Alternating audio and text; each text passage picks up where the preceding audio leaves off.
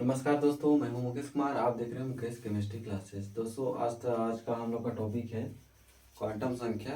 इस क्वांटम संख्या को मैं पहले बता चुका हूं, लेकिन आज एक बार और इसमें ऐड करके कुछ बता रहा हूं ताकि आपको और अच्छे से क्लियर आ जाए। इससे में क्वांटम संख्या को देखेंगे, इसके बाद फिर हम लोग देख लेंगे पाउली के अपवर्जन नियम को इसी वीडियो में।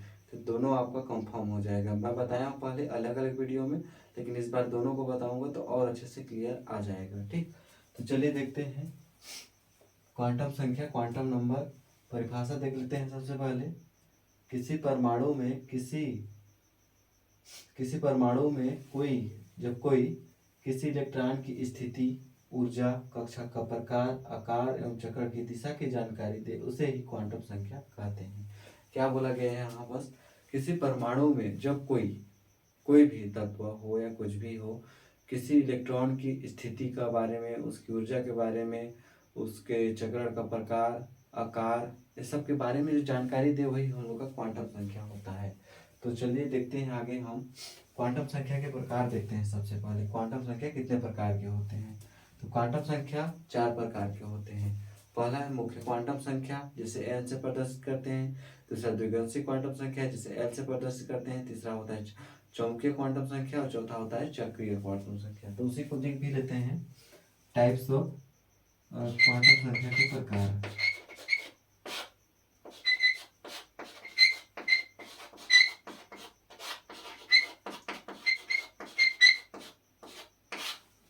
क्वांटम संख्या के प्रकार देख लेते हैं। पहला होता है मुख्य क्वांटम संख्या।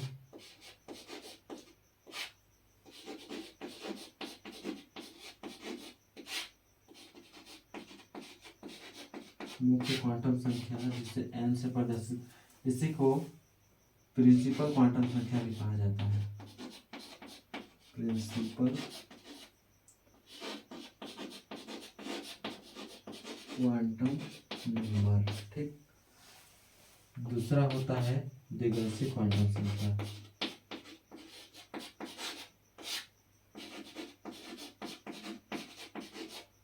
द्विगंशी क्वांटम संख्या, इसी को क्या बोल सकते हैं? एजीमुथल भी बोला जाता है और एंगुलर। तो एंगुलर क्या बोलते हैं? आपका अच्छा नाम है याद रखने वाला, एंगुलर क्वांटम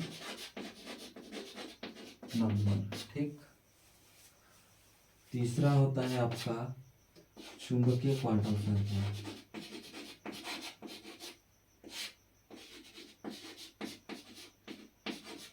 क्वांटम संख्या, इसी को बोला जाता है magnetic power, magnetic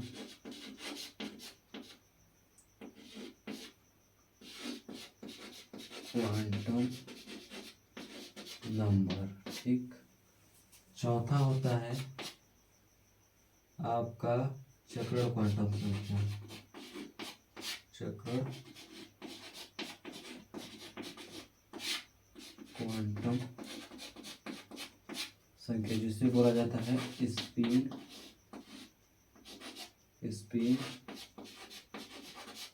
quantum number. ठीक, क्या होता है? चौथा चक्र क्वांटम संख्या। तो इसके प्रकार देख गए। अब हम लोग देखते हैं एक एक करके कि चारों क्वांटम संख्या किस प्रकार के होते हैं और कैसे होते हैं। तो चलिए यहाँ तक नोट कर लीजिए, इसके बाद अगला देखते हैं। अब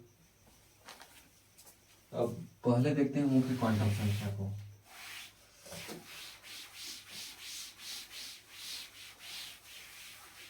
मुख्य क्वांटम संख्या, तो प्रिंसिपल क्वांटम संख्या क्या होता है? मुख्य क्वांटम संख्या, मुख्य क्वांटम संख्या जो होता है वो ऊर्जा के कोष को बताता है कि ऊर्जा कौन से कोष में स्थित है, ऊर्जा स्तर को बताता है। तो यहाँ पर देख लेते हैं, ये हो गया आपका फर्स्ट ऊर्जा स्तर, ये हो गया सेकेंड ऊर्जा स्तर, ये हो गया थर्ड, ये फोर्थ, ये फाइव। इसी को लिखा जा सकता है SPDF। ठीक, ये क्या बताता है? ऊर्जा स्तर को बताता है। इसको हम क्या से प्रदर्शित करते हैं? इसका परिभाषा भी लिख सकते हैं। मुख्य क्वांटम संख्या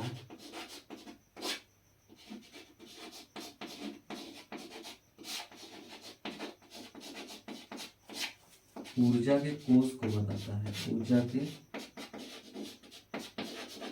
कोष की जानकारी देता है।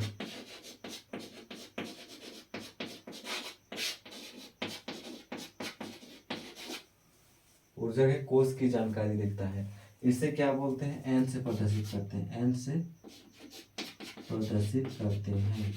इसका मान क्या हो सकता है? 1 से लेकर 1 2 3 4 5 इतना आगे भी हो सकता है। और इसी को इस प्रकार भी प्रदर्शित करते हैं के एल एम एन, जो यहाँ पर बताया गया है। ये हो गया पहला ऊर्जा स्तर, ये दूसरा ऊर्जा स्तर, ये तीसरा ऊर्जा स्तर, ये चौथा ऊर्जा स्तर। के एल एम एन, इधर आगे भी बढ़ा सकते हैं। और जैसे देखिए 1 2 3 4 5, ये ऊर्जा स्तर को बताता है। ये हो गया आपका मुख्य क्वांटम संख्या। ठीक, अब दूसरा देखते हैं द्विगांशी क्वांटम संख्या।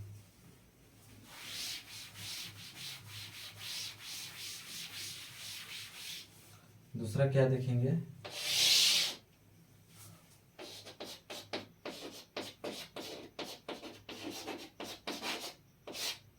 द्विगांशी क्वांटम संख्या, जिसे एंगुलर बोलते हैं। एंगुलर क्वांटम नंबर, द्विगांशी क्वांटम संख्या, इसको एल से प्रदर्शित करते हैं। स्मॉल एल से प्रदर्शित करते हैं। ये द्विगांशी क्वांटम संख्या क्या होती है दोस्तों? द्विगांशी क्वांटम संख्या ऊर्जा के उप ऊर्जा स्तर को बताता है। कोष के उप ऊर्जा स्तर को बताता है। जो वो तो कोष को बता रहा था, ये उप कोष को बताता है। ठीक, तो इसको इस प्रकार से समझ सकते हैं।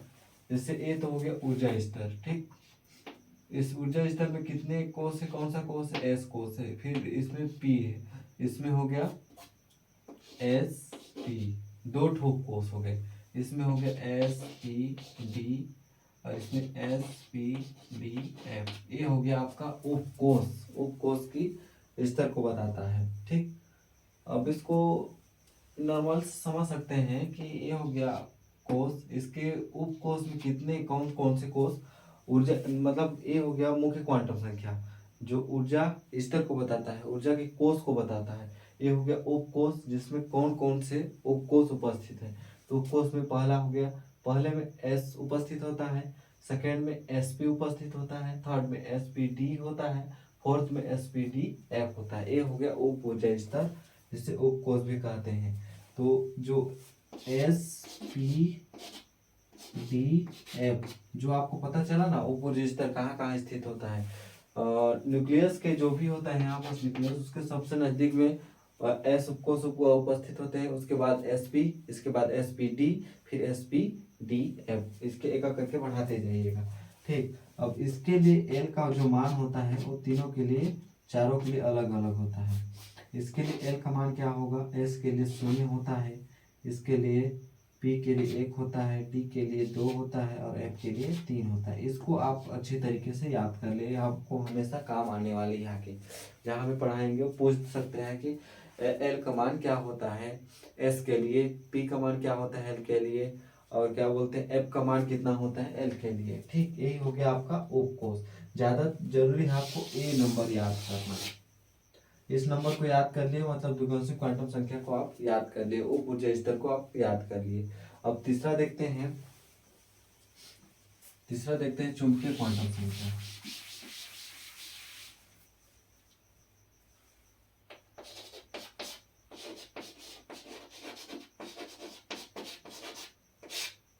चुंबकीय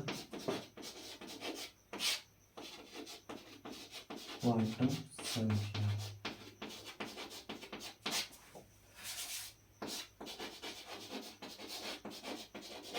मैग्नेटिक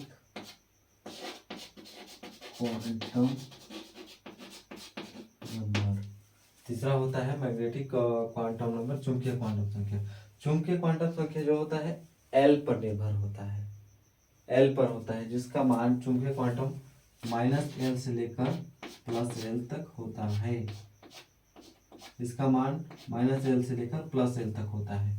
जैसे आप वहां पर समझ गए, एल का मान एल के लिए उप ऊर्जा स्तर के लिए होते हैं 4 ठो एस पी डी एफ, ये होता है। तो एस में कितने कक्षक बनते हैं, कितने उपकोष बनते हैं? 1, पी में 3 उपकोष बनेंगे सब ऑर्बिटल, ठीक। डी में 5 बनेंगे, 5 बने, और एफ में कितने बनते हैं 7। इसको याद कर लीजिए, 1 2 3 4 5 6 और एक और ले लीजिए 7, ठीक। यहाँ पर बताया है -L से लेकर +L तक होता है, ठीक। तो आप कहीं भी स्केल में भी देखिएगा, स्केल में क्या होता है, ये हो गया 0 0, इधर जाएंगे +1 मिलेगा, इधर जाएंगे +2 मिलेगा, इधर जाएंगे +3 मिलेगा। इसी प्रकार इधर जाएंगे -1 मिलेगा, इधर जाएंगे -2 मिलेगा, इधर जाएंगे -3 मिलेगा। ये होता है आपका मेथड जो इधर -L से लेकर +1 तक होता है। यही होता है चुंबकीय क्वांटम संख्या, जो चुंबकीय क्षेत्र को बताता है कि किस तरीके से गति कर रहा है, ठीक।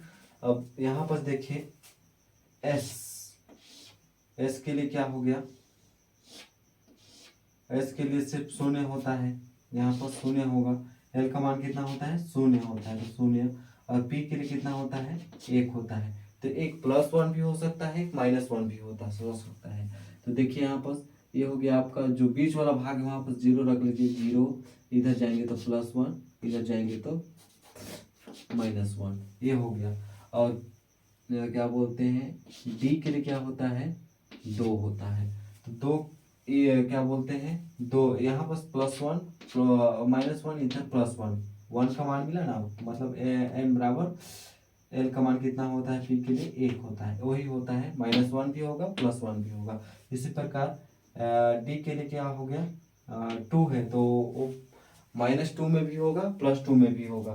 तो यहाँ पर देखिए बीच वाले भाग में 0 रख लीजिए, 1 2 1 2, ठीक। यहाँ 0 रखिएगा, तो इधर जाएंगे तो +1 +2 तक जाएगा, -1 -2 तक जाएगा। ये रहा आपका डी का मान, ठीक, जो -L से +1 की होता है, -L से +1 की ओर +L तक होता है। इसी प्रकार एफ का मान कितना होता है 3, जो -3 से लेकर +3 की ओर जाएगा। तो वो कैसे जाएगा, 0 बीच वाले भाग में 0 रख लीजिए, -1 -2 -3, ये हो गया। इधर जाएंगे तो माइनस, इधर जाएंगे तो +1 +2 +3, ये हो गया आपका चुंबकीय क्वांटम संख्या। क्या हो गया चुंबकीय क्वांटम संख्या, जो यहाँ पर डिनोट कर दिया। तो चुंबकीय क्वांटम संख्या होता है जो L पर निर्भर होता है, जिसे M से प्रदर्शित करते हैं, जो -L से लेकर +L तक होता है, वही होता है -L से लेकर +L तक होता है। इधर भी देखिए -L से लेकर +L। आपको यदि पता है कि P में -1 होता है, तो 1 संख्या ही आएगा, जो इस साइड +1 में होगा, इस साइड -1 में। डी में भी देखिए 2 होता है L का मान, तो क्या हो गया -2 तक गया, इधर +2 तक गया। इसमें F के लिए 3 होता है, तो इधर -3 में गया, इधर +3 में गया। यही होता है आपका चुंबकीय क्वांटम संख्या। बस इतना ही याद रखिए इसमें, और ज़्यादा कुछ याद नहीं रखना है। अब तो चौथा देखते हैं स्पिन जकड़ क्वांटम संख्या। चौथा देखते हैं जकड़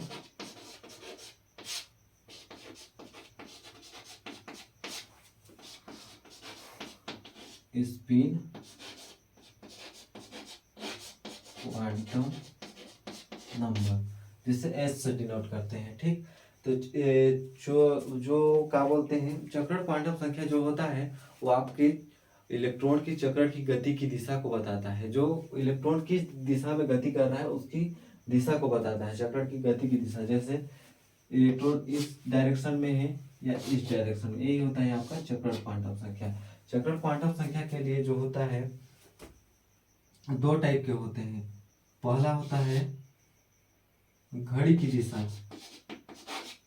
घड़ी की दिशा जिसे क्लॉकवाइज कहते हैं, क्लॉकवाइज ये होता है आपका घड़ी की दिशा में। इसके लिए मान होता है +1/2, ठीक। और दूसरा होता है घड़ी की उल्टी दिशा,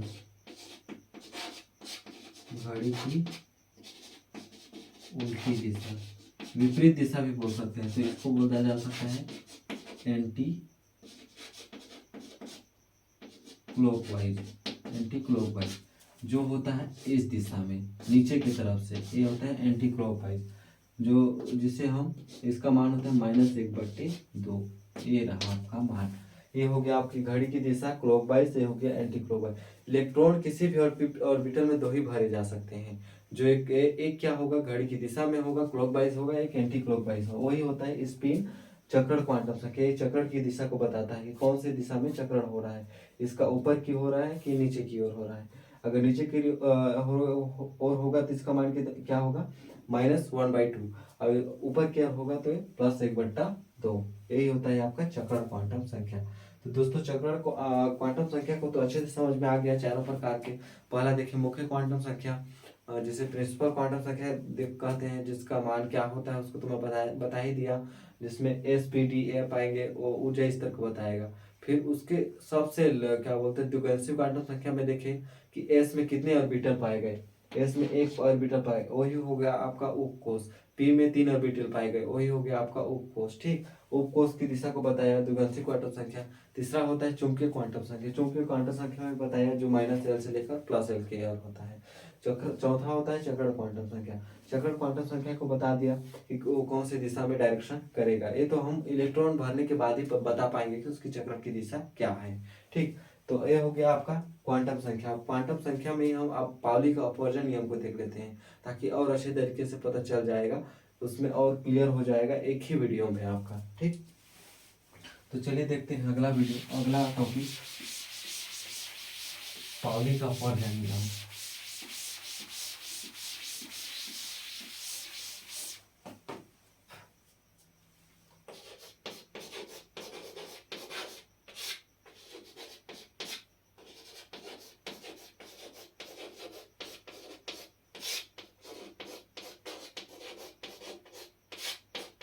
पाउली का अपवर्जन नियम, परिभाषा देख लेते हैं इसका।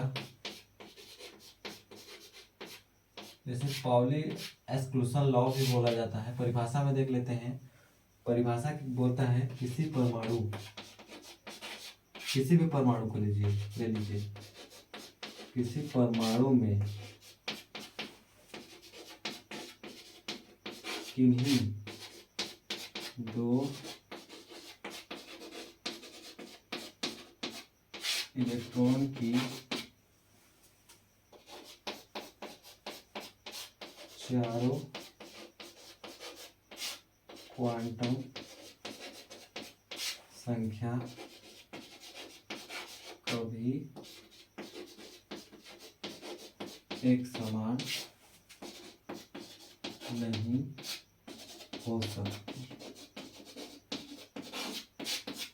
क्या बोला है, किसी परमाणु में किन्हीं दो इलेक्ट्रॉन को ही लीजिएगा, कि चारों क्वांटम संख्या कभी समान नहीं हो सकती। अभी जस्ट हम कुछ देर पहले क्वांटम संख्या को देखिए, 4 प्रकार के होते हैं, चारों क्वांटम संख्या देख चुके हैं क्या क्या है उसकी, वो कभी एक समान नहीं हो सकती। चलिए एग्जाम्पल के थ्रू देखते हैं ताकि और अच्छे से समझ में आ जाएगा। जैसे ले लेते हैं 3D7। ठीक, 3D7 को ले लेते हैं। तो इसमें क्वांटम संख्या देखें, इसमें 4 प्रकार के क्वांटम संख्या है, जो कैसे पता करेंगे हम उसको देख सकते हैं। ठीक, तो पहले देखते हैं मुख्य क्वांटम संख्या। मुख्य क्वांटम संख्या क्या हो गया, L। मुख्य क्वांटम संख्या क्या हो गया, ये हो गया मुख्य क्वांटम संख्या, जिसे L से प्रदर्शित। जहां भी कहीं भी आपको 3D 3F 4S 4D यहाँ पर कहीं पर भी देखिएगा, जो ASPD, इससे पहले जो भी संख्या हो वही होता है L का मान। यहाँ पर यदि 1S दिया हो 2S दिया हो तो S से पहले जो मान होगा, D से पहले जो मान होगा वही होता है मुख्य क्वांटम संख्या, जो ऊर्जा स्तर के कोष को बताता है, जो यहाँ पर डिनोट किया हो 1 2 3 4 5। यही होता है आपका मुख्य क्वांटम संख्या, जिसे अब यहाँ के लिए क्या होगा, मुख्य क्वांटम संख्या 3। ठीक, और द्विगुणित क्वांटम संख्या क्या होगा, अब देखिए यहाँ पर D है, D के लिए मैं क्या बताया हूँ, SPDF। इसके लिए L का मान क्या बताया हूँ, याद कीजिए। S के लिए 0 होता है, P के लिए 1 होता है, D के लिए 2 होता है और F के लिए 3 होता है। तो यहाँ पर L का मान कितना हो गया, एल का मान डी के लिए कितना हो गया, डी के लिए कितना है 2। ठीक, अब देखते हैं मैग्नेटिक चुंबकीय क्वांटम संख्या, चुंबकीय क्वांटम संख्या देखते हैं। चारों क्वांटम संख्या को देखना है ना भाई हमको। ठीक, तो सबसे पहले इसका एक वो क्या बोलते हैं सबसेल बना लीजिए। डी में कितने कक्षक होते हैं 5, मैं पहले भी बताया हूँ, याद कर लीजिए। 1 2 3 4 5। ठीक, कितने इलेक्ट्रॉन है 7 इलेक्ट्रॉन है। 7 इलेक्ट्रॉन है तो सातों इलेक्ट्रॉन को फिल करा दीजिए। 1 2 3 4 5 6 7। हम कितने कौन कौन से इलेक्ट्रॉन के लिए चारों क्वांटम संख्या देखेंगे। सबसे पहले हो गया आपका, ये हो गया दूसरे इलेक्ट्रॉन के लिए देखेंगे और पांचवें इलेक्ट्रॉन के लिए। ठीक, पांचवें इलेक्ट्रॉन के लिए हम क्वांटम संख्या देखेंगे। यहाँ पर चारों क्वांटम संख्या समान होती है कि नहीं, कि क्या बोला है कि नहीं 2 इलेक्ट्रॉन के लिए, तो हम 2 इलेक्ट्रॉन लिए ना भाई, दूसरा वाला लिए और पांचवा वाला लिए, तो यहाँ पर तो नॉर्मल सी बात है।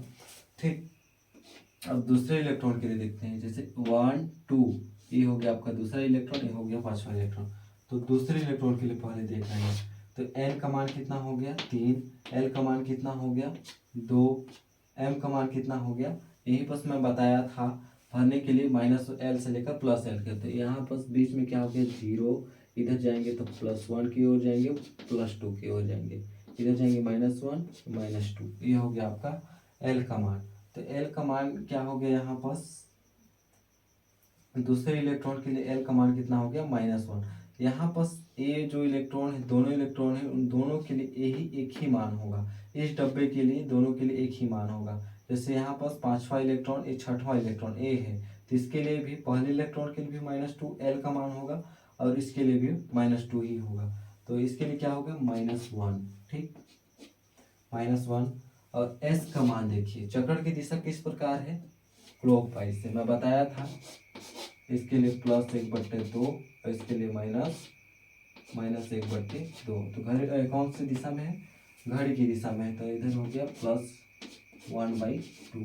ठीक, अब दूसरे इलेक्ट्रॉन के लिए देखते हैं, पांचवें इलेक्ट्रॉन के लिए। पांचवें इलेक्ट्रॉन, ये जो पांचवा इलेक्ट्रॉन है उसके लिए क्वांटम संख्या देखते हैं। तो n बराबर क्या हो गया, सेम हो गया 3, L बराबर भी क्या हो गया, D तो सेम ही है, तो क्या हो गया D का 2। ठीक, और m का मान देखिए, यहाँ पर m का मान कितना है, ये सब m के मान है। ठीक, m का मान कितना है +2। s का मान, चक्र की दिशा क्लॉकवाइज है तो सेम टू सेम होगा +1/2। अब यहाँ पर मैच कीजिए कि चारों क्वांटम संख्या समान है कि नहीं। हम तो चारों क्वांटम संख्या निकाल लिए, मुख्य क्वांटम संख्या निकाले, द्विगांशी निकाले, मैग्नेटिक भी निकाले, स्पिन भी निकाल लिए। अब देखते हैं इसका और इसका मान तो सेम है, L का मान भी सेम है, और M का मान को देखिए, यहाँ +2 है, यहाँ -2 है, -1 है, यहाँ +2 है, यहाँ -1 है, और यहाँ पर भी सेम है, यहाँ पर भी सेम है। डिफरेंट कहाँ पर मिला है आपको, यहाँ पर चूंकि क्या बोलते हैं मैग्नेटिक क्वांटम संख्या में। तो हमको क्या पता चला कि किन्हीं दो इलेक्ट्रॉन की चारों क्वांटम संख्या कभी एक समान नहीं हो सकती। चारों क्वांटम संख्या कभी भी एक समान नहीं हो सकती, ये सब एक समान कभी नहीं हो सकती किन्हीं दो इलेक्ट्रॉन के लिए। यदि ये दोनों अलग अलग, मतलब ये दोनों सेम है, तो ये कभी ना कभी डिफरेंट जरूर मिलेगा, या इसमें चक्र की दिशा में कभी डिफरेंट जरूर मिलेगा। ठीक, अब देखते हैं अगला उदाहरण, तो इसके बाद और अच्छे से क्लियर आ जाएगा। जैसे 1s2 का ही देख लेते हैं, 1s2 का ही देख लेते हैं, सबसे सिंपल। तो S का पहले कक्षक बना लीजिए, S कक्षक बना लीजिए, तो फिर कितने इलेक्ट्रॉन है, 2 इलेक्ट्रॉन फिल करा दिए। S में हमेशा 2 ही इलेक्ट्रॉन भरे जा सकते हैं S ऑर्बिटल में। ठीक, तो अब इसके लिए चारों क्वांटम संख्या देखते हैं। तो इसमें 2 ही इलेक्ट्रॉन है, तो सब ए हो गया पहला इलेक्ट्रॉन और ये दूसरा इलेक्ट्रॉन। ठीक, 1 2 2 इलेक्ट्रॉन हो गए। तो सबसे पहले 1 इलेक्ट्रॉन के लिए देखते हैं, इसके बाद 2 के लिए देखेंगे। ठीक, तो n का मान कितना हो गया 1। क्या बताया हूँ, इससे पहले जो भी हो उसको मुख्य क्वांटम संख्या बोला जा सकता है, S से पहले P से पहले। ठीक, अब यहाँ पर L का मान देखिए, L का मान कितना है, S के लिए 0 होता है, M का मान भी 0 होता है। ठीक, M का मान भी क्या हो गया 0 हो गया, एस का चक्र की दिशा हो क्या है प्लस, घड़ी की दिशा में तो +1/2। अब ये हो गया आपका चारों क्वांटम संख्या। अब इसके लिए दूसरे इलेक्ट्रॉन के लिए देखते हैं तो एन का मान कितना हो गया, एन का मान 1 सेम, एल का मान सेम हो गया 0, ठीक। और ये सब एल का मान है, ठीक। और एम का मान कितना हो गया, इसका भी मान 0। और एस का मान को देखिए, चक्र की दिशा कौन सा है, एंटी क्लॉकवाइज, घड़ी की उल्टी दिशा में -1/2। तो देखिए यहाँ भी सेम मिल गया आपको, यहाँ भी सेम मिल गया, यहाँ भी सेम मिल गया। देखिए क्या इसमें सेम मिला, नहीं, यहाँ पर सेम नहीं मिला। तो क्या बताया कि किसी परमाणु में किन्हीं दो इलेक्ट्रॉन की चारों क्वांटम संख्या कभी एक समान नहीं हो सकती। वही है यहाँ पर, देखिए यहाँ +1/2, यहाँ पास -1/2। तो चारों क्वांटम संख्या क्या समान हुई, नहीं हुई।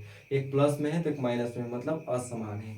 तो हम बता दिए आपको 2 उदाहरण देकर। आप और भी उदाहरण अपने तरीके से बना सकते हैं, जैसे 3D5 का भी ले सकते हैं। इलेक्ट्रॉन फिल कराइए, फिर उसको चारों क्वांटम संख्या को जिस मेथड में बताया उस मेथड से निकालिए, फिर देखिए आप खुद से कि इलेक्ट्रॉन की चारों क्वांटम संख्या समान है कि नहीं है। तो दोस्तों मिलते हैं अगले नए टॉपिक में, तब तक इसको रिवाइज कर लीजिएगा अच्छे से। बहुत अच्छी तरीके से समझाया होगा, ना समझ में आया होगा तो वीडियो को बैक करके देखिएगा ताकि और अच्छे से क्लियर आ जाएगा। ठीक, धन्यवाद।